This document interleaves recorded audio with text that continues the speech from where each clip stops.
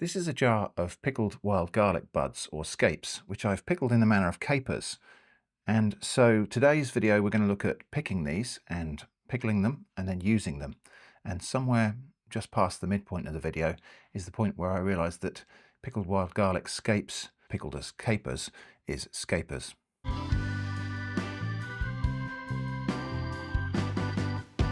So I've come today to one of my favourite wild garlic spots. We're going to pick some wild garlic buds and make a pickle. This is wild garlic, also known as ramsons, bear leek, allium ursinum. It's a broad-leafed species of garlic and it's really common in damp woodlands. In fact, we've got it here growing alongside bluebells. You'll often find it in the same sorts of places as the native English bluebells. It's a great plant to forage. It's got fantastic flavour, really strong garlic flavour, but actually can be cooked. If you don't chop it up too much before you cook it, it can be quite mild. Today we're going to look at how to recognise this and how to forage it, and I'm just going to pick the buds today, the flower buds, and pickle them. Now, in a lot of places the flower buds are already open like they are here. So we're going to have to search around and see if we can find a microclimate that's maybe a little bit cooler, a little bit more shady, perhaps on the shady side of a hill where the buds might still be waiting to open. I mean, there are a few here that haven't quite burst yet, but we'll find somewhere, I think, where the conditions are just a little bit different and the plant is a little bit further behind. So recognising wild garlic and differentiating it from other things, potentially things that might hurt or kill you if you ate them. Obviously the smell. When the leaves of this plant are crushed, they have a strong garlic onion aroma. But you can recognise it without even doing that. I mean, often you'll smell it when you're walking past, if there's been something walking through it, especially if deer have been trampling it or anything like that, you'll smell it. Sometimes even if it's not been trampled. But with any kind of flowering plant, waiting until it flowers is often the most reliable and easiest way to identify it. So this wild garlic has these kind of starburst clusters of flowers on the top of a triangular stem. Stem is kind of triangular in cross section, and this is one of the key identifiers that will help you to differentiate this plant from lily of the valley, which is probably the most similar thing, and lily of the valley is poisonous. So first off, wild garlic is a monocot. Flowering plants are generally divided into two categories, monocot and dicot. Monocots produce one seed leaf from the seeds. Dicots produce two seed leaves. These are monocots. Now, one of the things about monocots is very often the veins in the leaves are just parallel and they run the full length of the leaves, and that's true here.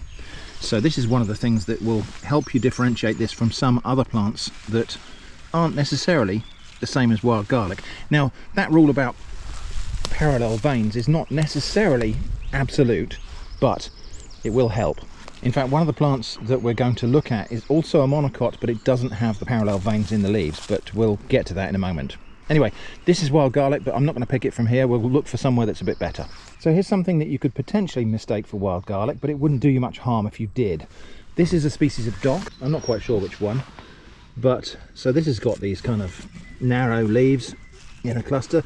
You know, you could potentially mistake that for wild garlic if you're a beginner, but the leaves here don't have those parallel veins. They've got a midrib, but then they've got veins that branch out from that midrib. So there you go. And of course this plant will not have the garlic aroma. So here we've got bluebells growing mixed together with some young wild garlic. And this, I think, highlights one of the key risks of perhaps uncautious foraging. There isn't any difficulty in identifying a single leaf of wild garlic. You know, you pick that, it will smell of garlic. The smell test is useful until your hands smell of garlic, and then it becomes less useful. But you can't really mistake that leaf for anything else once you get going. But if you were to just gather up bunches of stuff from here, grab bunches and handfuls of leaves, you would probably end up with a few of these, which are the bluebell leaves. And these are quite toxic. A few of those would at least make you sick. If you manage to eat a lot of those, it would potentially harm you. The guidance in this video, such as it is, you should regard as incomplete, and you shouldn't rely solely on what I say and show in this video to form your identification framework for wild plants. I didn't get my plant identification skills from a single video, you shouldn't get yours from this single video either. I encourage you to consult good wildlife guides, other resources, and learn to identify plants as competently as you can before you go stuffing things in your mouth. So here are a couple of other things that you might incautiously pick if you were just tearing up handfuls of things. One of them is wild arum, this one here. These leaves don't look a lot like wild garlic, but when they're younger they kind of do, except you can see this has got the branching pattern of leaf veins on it. Interestingly, that is a monocot, so it's an exception to what I said earlier about monocots typically having parallel veins in the leaves. It's not a rule, it's kind of a sometimes thing. But yeah, wild arum, that will make you hurt a lot if you eat this. And again, you're not likely to look at that and think, oh, wild garlic, I'll pick it. But if you were incautiously pulling up bunches of stuff, for example, there you go, there's a younger leaf of wild arum, you could see how that might be a little bit easier to tear up with a load of wild garlic. The other one is this one. This is a hart's tongue fern, not even a flowering plant, but again could look a bit like wild garlic if you were not paying proper attention. And nature doesn't typically like to grow things in a monoculture. Everything tends to be rather mixed. So here we've got, look, wild garlic, we've got hart's tongue fern growing together with bluebells. I don't think we'd have to look very far before we find some wild arum. I feel like I sometimes labour the point of misidentifying things, but you know, a little information is a dangerous thing, and so that's why I'm trying to give you more information. I've seen quite a few cases of people furiously making dangerous mistakes after learning a fragment of information about foraging. I want to make sure that my videos don't make people do that. So here's a spot on the shady side of a hill where the wild garlic is just a little bit further behind all the other specimens. So this is going to be a good place for me to pick my buds from. So there we go.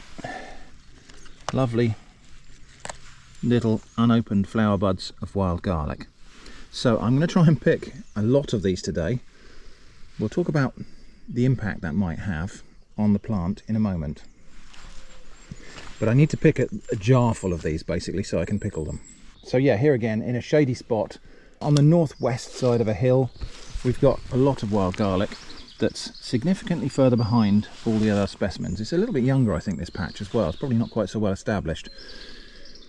But here we've got plenty of these buds, or scapes. These are called, you know, at the unopened flower heads of onions and similar plants are called scapes.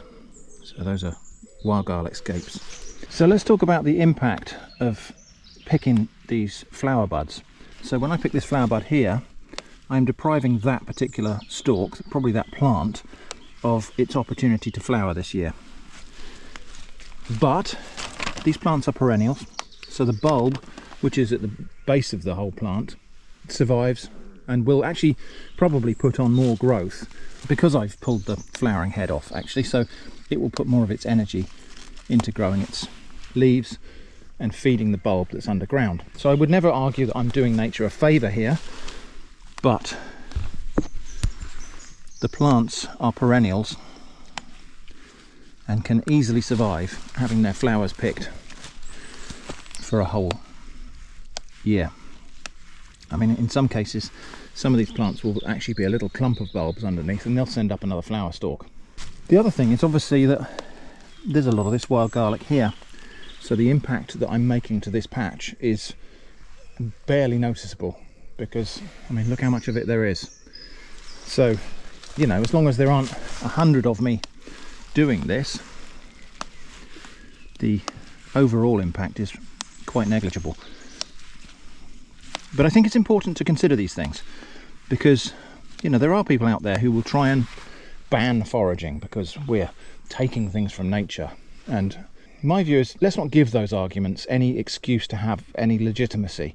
Generally speaking, people who forage are more sensitive to ecological and environmental issues than the people who criticise them. But I'm of the view, let's not give them ammunition.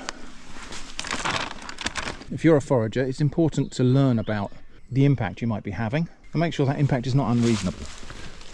The other thing is that this plant not only spreads by seed, So yes, picking this flower bud prevents that flower from opening and forming seed. These are seedlings here, but this plant also propagates by division. So all of these bulbs underneath here are waiting for opportunities to divide and form a little cluster of bulbs and divide into separate plants. So there's one other plant I haven't spoken about yet, and it's the one that probably carries the greatest risk of being misidentified as wild garlic, which is unfortunate because it's also the plant that's the most deadly of all of the lookalikes, and that's lily of the valley. I've never found lily of the valley growing wild in the UK, but it does grow wild in places. However, I have got it in my garden, so we'll go and have a look at it now. I'll talk over that footage. So you can see it's a broadly similar looking plant. It has these strap-like narrow leaves with parallel veins. Two key differences. One is it doesn't smell of onions. It doesn't have that garlic aroma. And more importantly, the flowers are just totally different. So the flowers, instead of being those starburst clusters of little starry white flowers, they're like a little chain of white or off-white bells. So very different flowers, and that's why if you're a beginner at foraging, I would always say try to wait until the plant flowers, because the flowers are the most distinctive part of any flowering plant usually. Now of course, waiting until it flowers means that the forageable parts might be past their best, although not so much with wild garlic. You know, these plants are flowering and they are also still in their prime for foraging, so that's good. But there are cases where waiting for something to flower does mean you probably won't forage it that year, but you will learn the key identification trace and then you'll be more likely to just get it right next year. There's always next year. Now I talked about how the information in this video is incomplete, but it's also incomplete in that it's regional. Now I talked about how the information in this video is incomplete just because I'm an amateur, but also it's incomplete because it's regional. So I'm foraging in the south of England, and what I'm talking about in this video mostly holds true for the whole of the UK, probably mostly true for most of Northern Europe, but you know, different regions have different plant species growing in them. In other places in the world there will be other things that you need to be careful about. So make sure that the advice that you follow regarding foraging is pertinent to the region where you're intending to do the foraging. A couple of practical tips. Picking the buds like this is significantly more laborious than picking the whole bunch of leaves. Doing it on a steep slope like this does make it a lot easier because you're going to be bending down picking those flower buds. If it's on a slope, you don't have to bend quite so far. That might not matter if you've got a younger spine than mine. The other one is that, you know, I picked this little spot over, or I think I have, but if we just brush the leaves back, a lot of the best buds are hiding underneath. So there's a lot of growth there that still hasn't come up. By the time you are watching this video, it's possible that the wild garlic season may be over for this year, at least in the south of England. But, you know, these videos don't just stay there for a year, and you don't have to forget everything that you saw today. So even if this video is not sufficiently timely for you to go out and do the thing I'm doing here, there's always next year. So definitely more laborious to pick just the scapes than it is to pick the leaves, obviously, but I think we've got enough there to make a little pickle. So let's get these back to Shrimp Cottage and get pickling. So I've got my lovely wild garlic scapes, and I'm going to give them a little rinse. I'm not going to try to sanitize them. This process of pickling that I'm going to use relies on them not being completely clean, or at least not being completely sterile. So a little rinse, really just to wash any dust off them and maybe small insects or anything like that. But I was pretty careful when I was picking them anyway, so that we've only got wild garlic scapes here. Yeah, the pickling process, we're going to lacto ferment them, and that requires there to be bacteria present on these plants. That's not a problem. There are bacteria everywhere, and those bacteria are going to make the acid that pickles these scapes. Before we get started on the garlic, I want to get the brine ready. So I need to make a brine that's approximately the same concentration as seawater. I'm using a method called seawater pickling. There are a variety of different ways to do lacto-fermented pickling. You can weigh out your salt according to the weight of the vegetables you've got, or the total weight of vegetables plus water. The method I'm using just uses the water. I'm just going to make seawater basically. So I'm going to have 35 grams of salt in here. I might go a little bit stronger, maybe like 37 grams of salt in here. Just seen a foreign body in my salt, I'll just get that out. So 37 grams of salt in there, and then I'm going to make that up to a litre with boiling water. This is going to have to cool before we use it. So this water is going to be around about 3.5% salt, which is the concentration of normal seawater. So now I've got to set that aside, let that cool. It needs to be kind of lukewarm down to room temperature. My intention was to pick enough scapes to fill this jar, tightly packed, and that probably is about right, but I'm going to need a bigger jar to pickle them in. So I'm going to put them in this jar. Really, it just needs to be big enough that we can fill it up with scapes. We'll have a little bit of headspace because the fermentation process will produce gases. So the jar, which is just washed, it's not sterilised, it doesn't need to be sterilised, it's probably better if it isn't. And then my garlic scapes. Now, so these are completely enclosed at the moment. I want my pickling process to get inside of that bud. So I've seen other people pickle these and they puffed up and floated, and I think that's probably because there was some uncontrolled process going on inside the enclosed bud. So I'm just going to do this. I'm just going to slit like that. So now that's open, and my brine and my pickling bacteria and everything can get inside that bud and pickle the inside as well as the outside. So that is going to be a little bit laborious. While we're doing that, actually, I'll just talk about the composition of the pickle. I am very, very tempted to put other things into this pickle, like some chilies, or actually like some gochujang, and make it a bit more like kimchi. I'm really tempted to do that, but I'm not going to. I know it would be nice, but what I want to try to do here is capture the pure pickled flavour of these wild garlic buds. I think if I make this again next year, I will allow myself to add some things in to make it more interesting. But I think for this first time round, this first time pickling these, I'm gonna just go for the pure garlic buds. I'm just taking off little bits of stalk here, by the way, because I want to use these, and this was a suggestion from someone in the comments, is to use them a bit like capers. And they suggested making chicken piccata, which I've never made before actually with capers or anything else. So I think they might function quite nicely in place of capers. Capers are the buds from a Mediterranean shrub, but you know, these are buds. They might have a caper-like property to them once they are pickled. So the process we're using here is lactofermentation. And what that means is we're going to immerse these in a salty brine, and that brine favours the reproduction of certain kinds of bacteria and microorganisms and inhibits the reproduction of others. All of the nasties like botulism and salmonella and E. coli that might thrive in a wet mix don't do so well when in the presence of salt. And lactobacillus happen to do really well in the presence of salt. The other thing that lactobacilli do is they produce lactic acid, which is a bit like vinegar. It's the acid that is responsible for the sour and sharp flavours of cheese. And that lactic acid also inhibits other bacteria. In fact, it kills them. So what you end up with is a culture of beneficial bacteria in there that are actually quite good for creating the conditions for preserving these vegetables, but also really gut friendly as well, really good for your digestive system. And pickling the vegetable like this makes various things in the vegetables more available to our digestion as well. So this isn't just a case of preserving vegetables, this is actually going to make them more digestible. It's an amazing thing that this process exists at all. Anyway, that's probably enough wittering for me. I'm just going to carry on now, slitting every one of these scapes, packing them in the jar, back in a moment. So this has actually amounted to a bit more than I thought it would.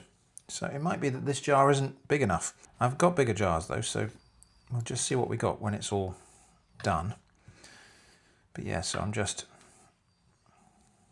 cutting off stalks where they're a bit long, and just slitting each bud. Quite a laborious task, this one, so I wouldn't say this is a thing that I would, you know, necessarily do every spring. I suppose it will depend on how good it is. But then I'm standing up here in the kitchen doing this. There's no reason why I couldn't do this on a tray on my lap, watching a film, something like that. Listening to some music in the lounge, maybe. I think there's enough headspace there for what I need. We just need to make space for any gases and liquids and things to do their thing. We're going to put an airlock on here, and the best way I've found of doing that is to use a plastic bag full of brine on top. You can use weights, and I've tried using weights before, but things tend to escape around the edge of the weights, and if they float up to the surface, that's when they're most likely to spoil, because the conditions inside the brine are going to be quite acidic and salty. The surface conditions allow things to deviate from that, and that's when you get molds and yeasts and things that can flourish in surface conditions. Anyway, I think my brine is still too hot at the moment. Yeah, it's still a bit too warm at the moment. So I'm just going to wait for that to cool down, then that goes on there. Okay, that's cooled down now, my brine. And just tasting it, just to check that I didn't do a stupid miscalculation. Yeah, that tastes like seawater. So I'm going to pour enough of this in here to immerse these rams and scapes. And they are going to try to float. So that's enough of that. And then to keep those down, this is how I do my airlock. Food safe plastic bag. And I'm going to push that into the top of the jar here. And I'm pushing it out so that the edges of the bag go all the way to the edge of the jar, if that makes sense. I'm kind of spreading it out on top of the garlic, like that. And then I fill this with the same brine as I use in the mixture. The reason for that is if that bag then should leak, it doesn't matter. That can then be tied up. Okay, so that's holding down all of those things underneath the liquid. Hopefully they will sink a little bit as well. So we can actually see the level of the brine comes up to about here because it's halfway up the airlock. Then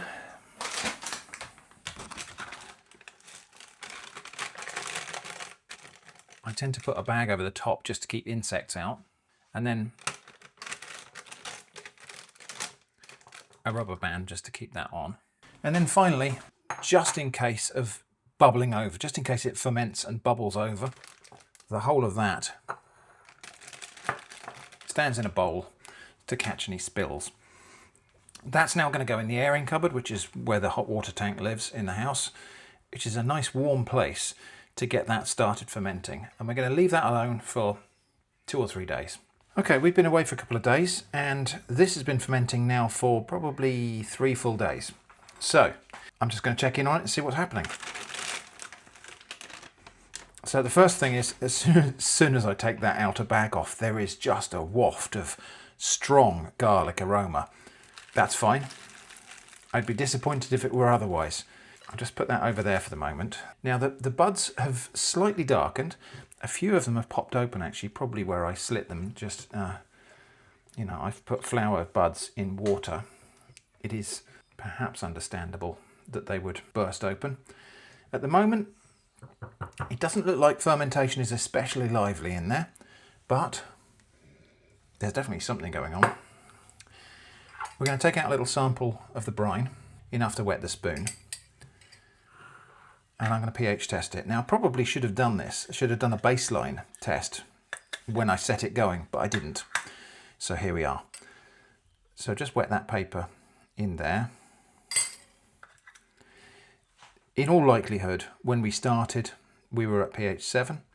We're still only just on the acid side of pH 7 right now. I would say probably we are 6.5 at the moment, slightly on the acid side of neutral, bearing in mind that some of that acidity may just be from the juices of the plants, because there'll be like vitamin C in there, for example, which is ascorbic acid, a natural acid that occurs in plants, as well as other things, no doubt. I don't know what that is, but anyway. So airlock goes back in, and I'll just push it round. In fact, I think I might need to top that up. Ah, that's what that was. It was a piece of that stuff. I use a different clamp, I think, to seal that. There's been no overflow of the brine. So yeah, not the most lively pickle from experience. I've had them get off to more of a start than that. I'm just going to roughly make a bit of extra brine here.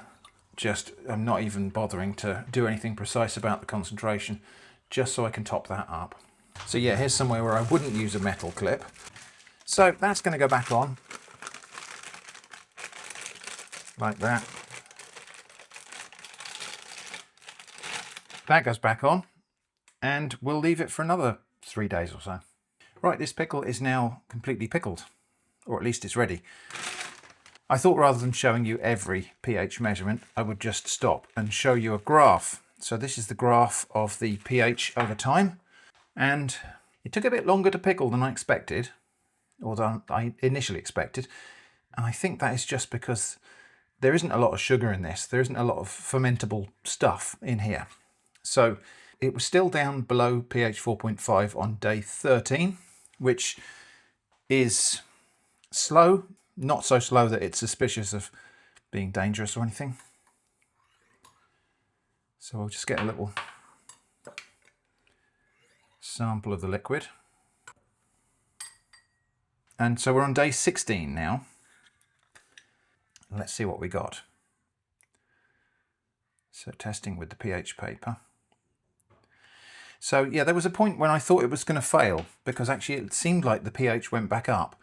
But when you look at the lines on the graph, there's probably a measurement error there, because all of the others are on pretty much a descending line, and then there's that one anomalous low pH reading. So yeah, we are down to, well, by this thing, pH 4. So here we go for the digital reading. It's marginal, but it is pickled, and anything below 4.5 is going to be safe, with the caveat that if it took a very long time to get down to that level, there could be other things going on. But there's no sign of anything else going on, and so these are pickled. So it's time for a taste. And the temptation is to compare these to capers because they are buds. But anyway, here we go. Well, interestingly, quite similar to capers. They've got a really interesting, tangy, complex funk to them. Now that's surprising. There are flavours in there I didn't expect. There is almost that resinous bitterness that you get with capers. That is so interesting. The key takeaway is they are very good. So I can dispense with the airlock now. I will decant this into smaller jars, but now we're going to make a few things with them.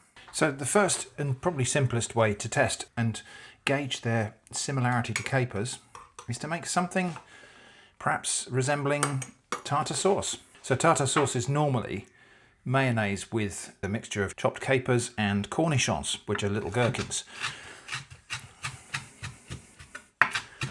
But I'm going to try it with just these chopped garlic buds.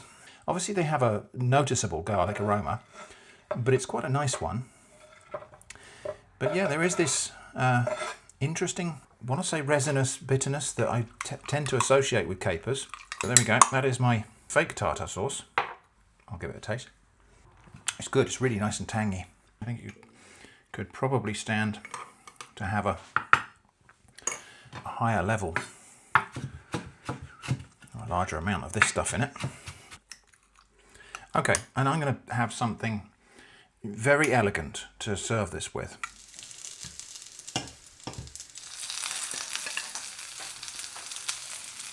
Before we go any further, I think this probably just needs a test on its own, or rather without the bread. But it's just occurred to me, I'm making capers, or something analogous to capers, from garlic scapes. These are scapers. If you've seen the thumbnail already, that might not seem like a massive leap of imagination, but this is the point where it happened to me. Anyway, let's just have one little scaper as a garnish, a couple. I told you it would be elegant. Okay, fish fingers with garlic scapers tartar sauce. Oh wow, really good. So it is very, very much like tartar sauce, but with an additional funky pickled garlic vibe to it, which is just lovely and combines quite superbly with fish. Yeah, it really is quite superb. Subtly different from capers, perhaps slightly lacking in some of the aromatic complexities that you do get from genuine capers, but also it brings its own complexities and they're really good. The next thing we're going to make is some scones. Now I've seen people make scones with cheese and wild garlic in them.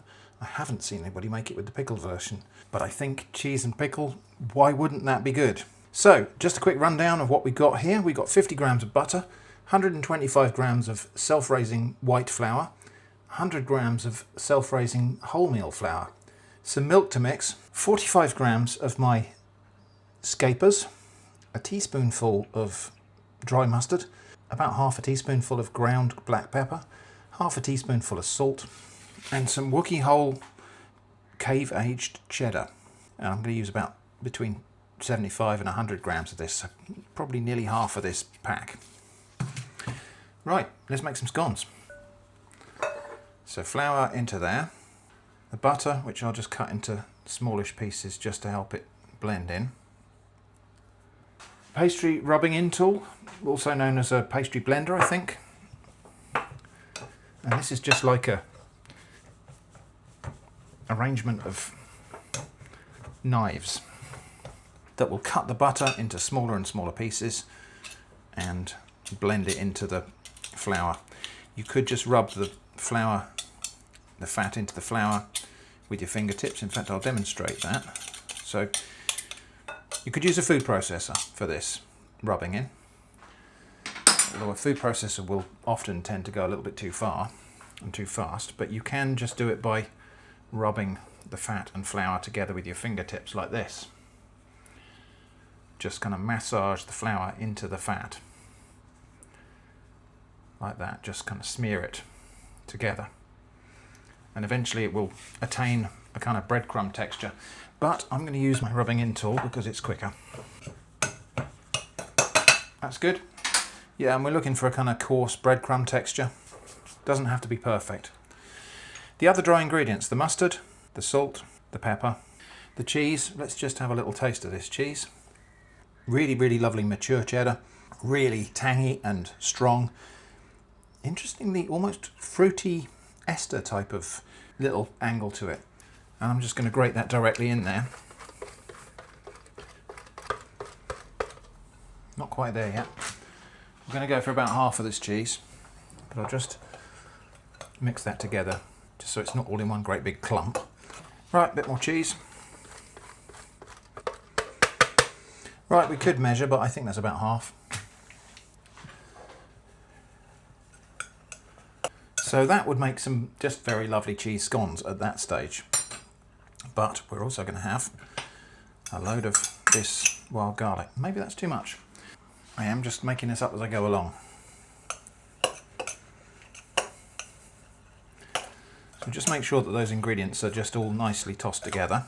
And now we're to add maybe 100 ml of milk, but it might be more. So I'll weigh as we go, and I'll tell you how much milk we've actually added. That's about 100 ml of milk. This might need a little bit more than that because it's got some wholemeal flour in there. So we're looking for a kind of a shaggy, loose dough. I'll go for a little bit more, which I've not weighed, but that's probably about 125 now. And that looks to be about right. A floured surface to work on, and this dough is all going to come out in one big lump, or one big heap. And they say, and I think I agree, that the trick with scones is not to work them too hard. So we are just going to bring that together, like that. Squeeze it together. We're not really kneading it or anything. And I'm going to, a little bit of flour, roll, and fold over. Turn, roll, and fold over. Just going to bring it back into a nice rectangle.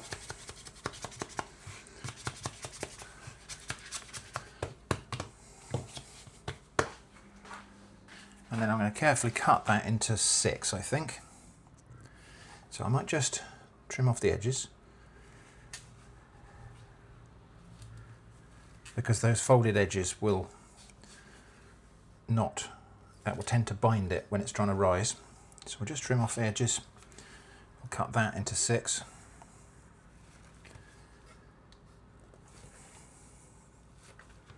So those are my scones. Get them on a baking tray.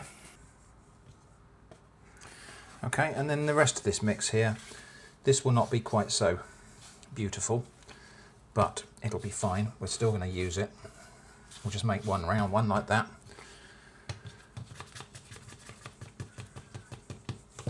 That'll go on the end. Okay, those are going to go in the oven now. The oven is preheated to about 210 degrees Celsius fan. Actually, before we do that, we're just going to brush them with a little bit of milk. Just on the top. Could do an egg wash and they'd go really glossy, but I think milk is more traditional for scones. Okay, and those are going to go in the oven now for about 15 minutes or until they are golden brown and risen. All right, how about that? Now I'm just going to give them a few minutes on the tray just to set before I try to prise them off.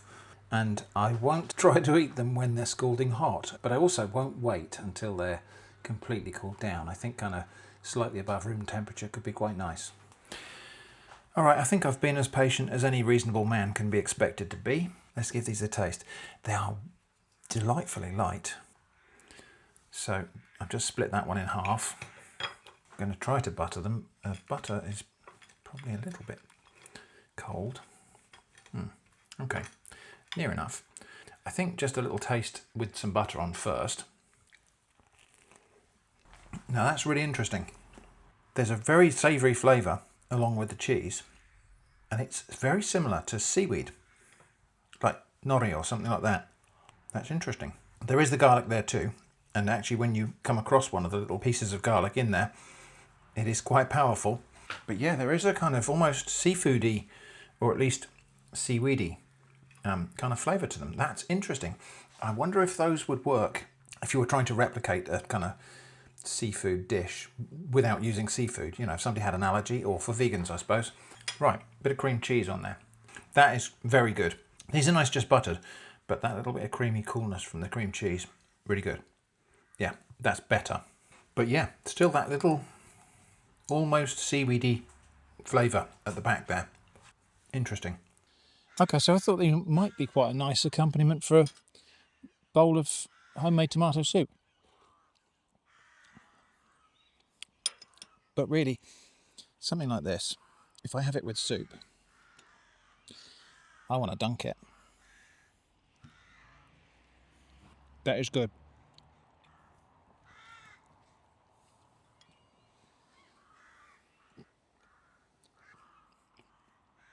I mean, maybe even crumbling it in there like croutons.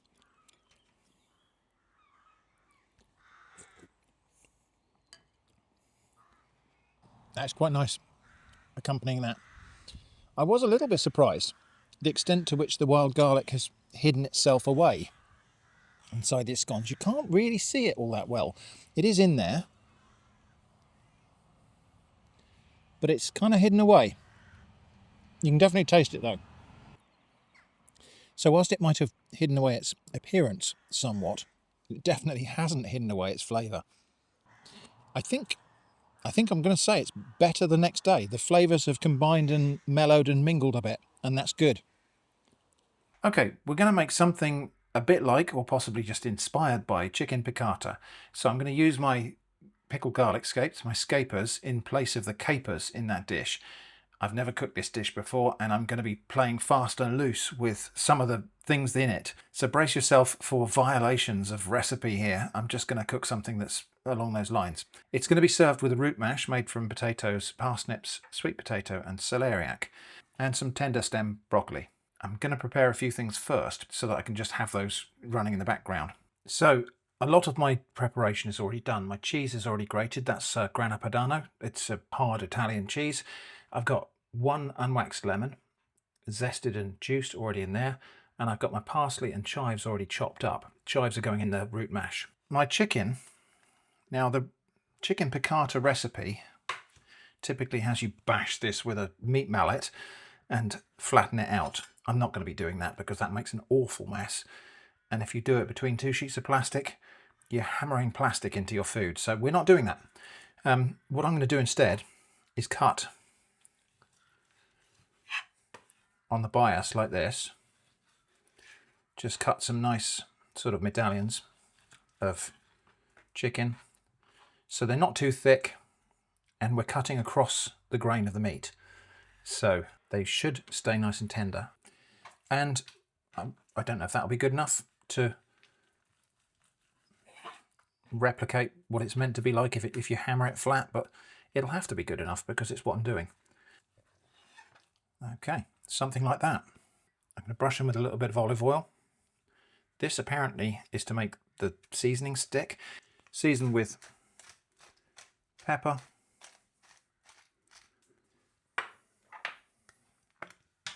salt, not too much salt because this cheese we're putting on here is also quite salty. So this is Grana Padano. We're going to try and get this to stick to the chicken first. The recipes I looked up said mix this with the flour, but it seems like you'd waste a lot of cheese that way because you're not going to use up all of the flour. So I'm doing it like this.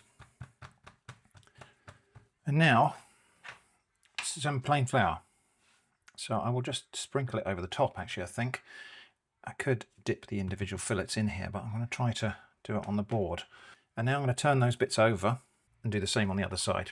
I'm going to try to get the flour sticking on these while they're on the board and try and get it over the top of the cheese without dislodging the cheese. And I'm going to let that rest for a minute or two because I want the moisture in the chicken to come out and really stick that flour on there. The next deviation from the normal recipe is I'm not using white wine because Jenny's got sulfur allergies. I'm going to use some of my homemade cloudy cider. So I'll try and pour this in one movement so that we don't disturb the sediment. And we'll have a pint for the chef and whatever's left for the recipe.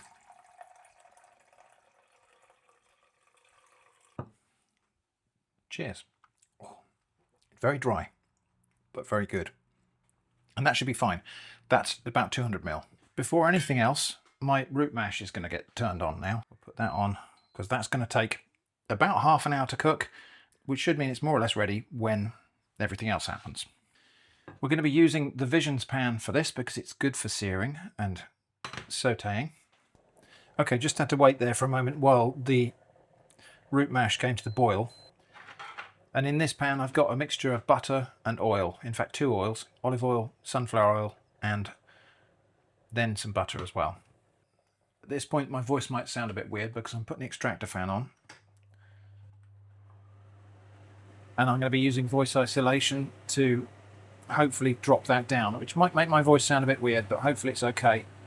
I'm just starting to see the butter bubble now. So I'll get ready with this chicken. Yeah, that's actually hotter than it looks. So we'll get that turned down to 5. And we'll get some of these pieces of chicken in there. Okay, that's about half of it. That's as much as I can fit. So it looks like we're going to be cooking this in 2 batches.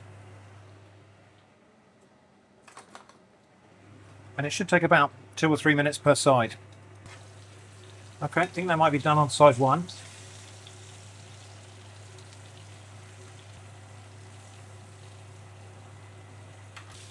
That looks okay for the first batch of chicken. So we'll take that out and let it rest. And we should be able to get the next batch in there.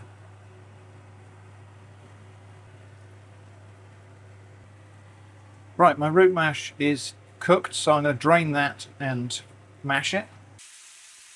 Right, so my second batch of chicken is going to come out. Then we just need to clean this pan a little bit.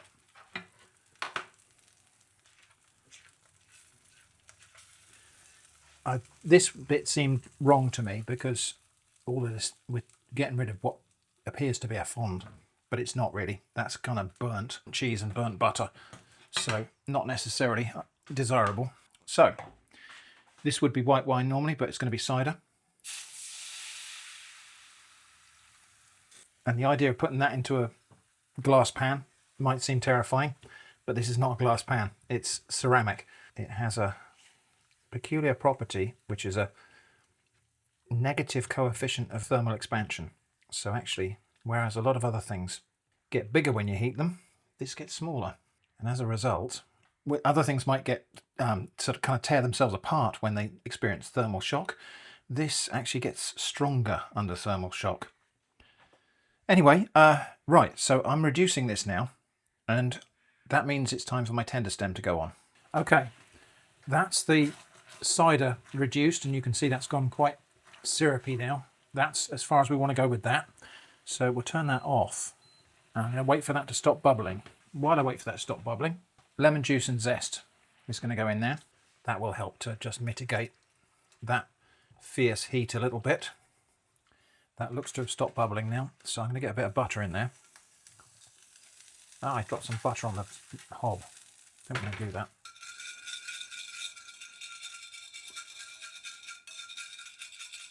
And I'm going to whisk this in to make an emulsion.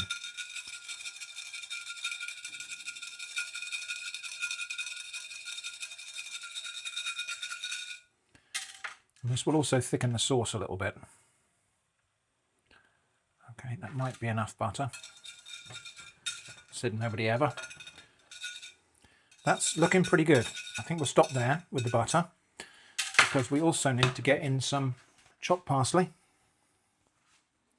And all important ingredient, my scapers, which I've just chopped in half, just to release their flavour out of them. Okay, and that is the sauce. Actually, I quite like the look of that. Right, time for emplatement. I'm not going to go too chefy with this, being that I'm not a chef. Nice little heap of the root mash, some lovely pieces of chicken.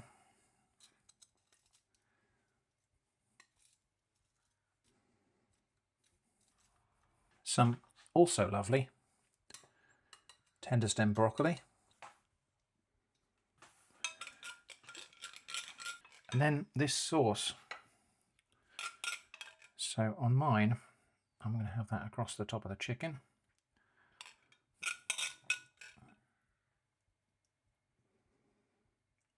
A little bit on the potato as well. And Jenny has requested sauce on the side, which is quite sensible. Okay, so that is my chicken, not piccata, but something a bit like it. Let's get that to the table and give it a taste. Okay, so this is chicken supposedly piccata. I've never tried chicken piccata, so I've got no frame of reference for this, so I can only tell you whether it's good or bad.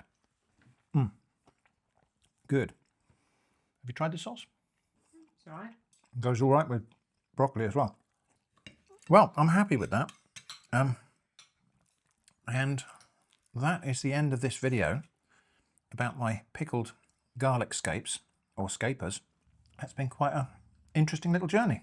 This dish, I've got no idea what it would be like with capers. I suspect different complexities of flavour, but it works really well. And it's a lovely, bright,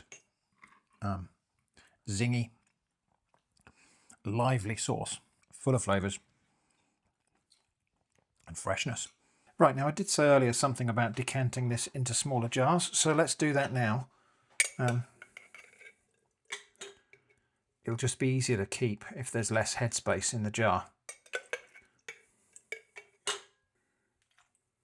Okay, and I'll just top that off with the brine.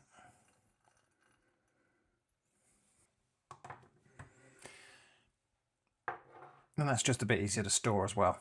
And of course, my larger pickling jar is now free for the next pickle. I wonder what that's going to be. No, seriously, I don't know. So yeah, that's the end of my little journey of pickling garlic scapes to make what I've now decided to call Scapers. I hope that's been interesting. Thanks for watching, and I hope to see you again soon.